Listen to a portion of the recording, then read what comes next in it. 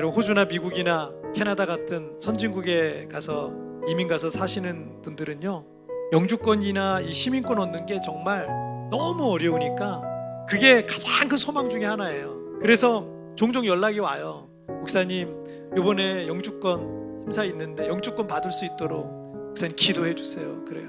그리고 이제 영주권이 나오면 너무너무 행복해 하시면서 목사님 너무 감사하다고, 영주권 나왔다고, 영주권 받았다고 그 기쁨을 전해주시고 그랬어요. 우리가 예수님의 소유가 되었다는 것은 우리가 천국의 시민이 됐다는 거예요. 하나님의 자녀가 되었다는 것을 의미합니다. 우리가 이 땅에서 외국인처럼 나그네처럼 살아가고 있지만 언젠가 우리가 돌아갈 영원한 본향 하나님의 나라가 있다는 거예요. 그리고 우리는 그 나라의 시민이 되었다는 거죠.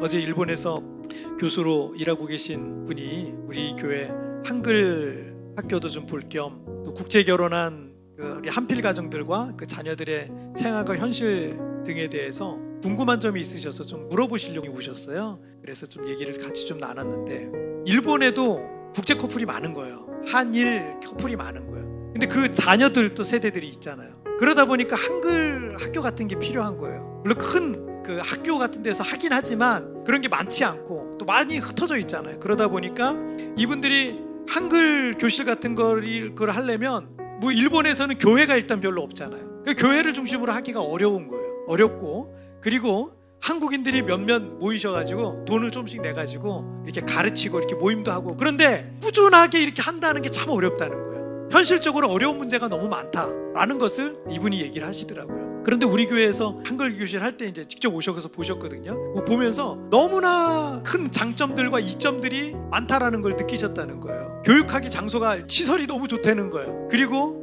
대학에서 이제 교원 자격증 있는 분도 있고 이런 분도 있으니까 선생님들이 다 준비되어 있다니까 그런 것도 너무 부러워하시더라고요. 그리고 교회에서 언제든지 재정적 지원을 할 준비를 딱 하고 있으니까 아이들은 그냥 와서 편안하게 와서 공부만 하면 되겠다. 이게 교회라는 공동체가 있으니까 이게 가능하구나. 이런 완전하지 않은 교회와 공동체에 우리가 속해서 이민사회 속에서 자녀들을 양육하며 살아가는 것만으로도 이게 참 감사한 일이잖아요. 그런데 완벽하지 않은 교회에서, 그런 조직에서 우리가 이렇게 하는 것도 참 감사한 일인데, 우리가 하나님의 사랑을 받는 거예요. 그리고 하나님의 선택을 받았어요. 성도로 부르심을 받았어요. 하나님의 자녀로 부르심을 받았어요. 천국의 백성으로 부르심을 받았어요.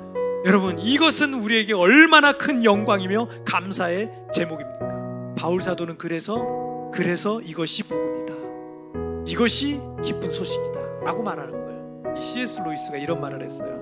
불같은 감정이 사그러진 뒤에도 상대방에게 변함없이 헌신하는 것이 바로 참된 사랑이다.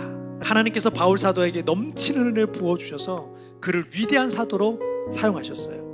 우리는 비록 죄가 많을지라도 바울과 같이 하나님의 사랑하심을 받고 성도로 부르심을 입은 자임을 여러분 꼭 기억하셨으면 좋겠어요. 그리고 우리가 실수가 많아도, 우리가 죄가 많아도, 우리가 넘어져도 하나님의 사랑은 쉽게 사그라들지 않습니다. 우리의 조건과 상황, 감정은 수시로 자주 변하지만 나를 향한 하나님의 사랑은 변함없이 우리를 향해 늘 있다라는 사실을 여러분 기억하시길 바랍니다. 이것이 바로 복음이라는 것 기억하시길 바랍니다.